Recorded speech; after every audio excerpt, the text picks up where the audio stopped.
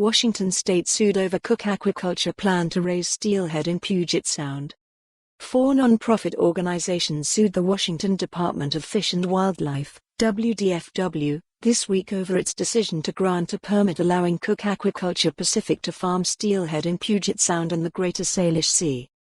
The organizations say the department's environmental analysis of Cooke's 5-year application to farm female, mostly sterile steelhead in net pens was deficient and failed to fully account for the environmental impacts of Cooke's planned operations.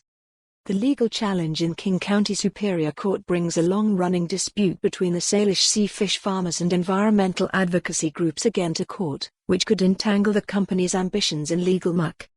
Cooke has been the focus of legal and regulatory attention following the collapse in 2017 of a net pen facility, which allowed more than 200,000 Atlantic salmon to escape into the Salish Sea. The company remains months away from being able to stock net pens with steelhead.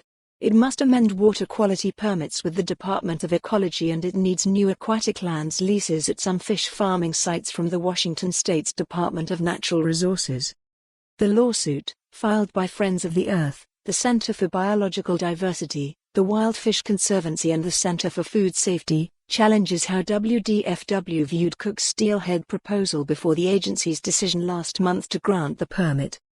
Cooke must stop raising Atlantic salmon in its net pens by 2022, because state lawmakers voted to phase out farming non-native fish in Washington waters 2 years ago. The litigants argue WDFW should have considered the end of Atlantic salmon rearing and empty net pens as part of its analysis of how the species switch would affect the environment. When the law passed, it essentially ended the industry, said Hallie Templeton, a senior oceans campaigner with Friends of the Earth, a plaintiff. That changed the baseline.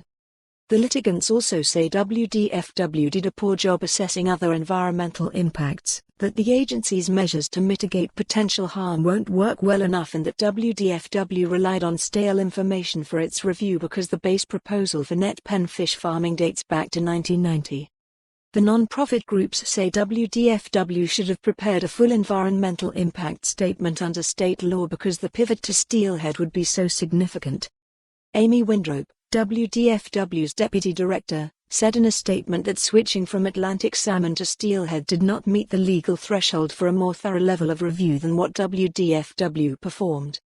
Our determination was made through a careful review of the current science and included approximately 150 reference documents. We did refer to the 1990 Environmental Impact Statement, but it was for more on this story. Visit the news article link.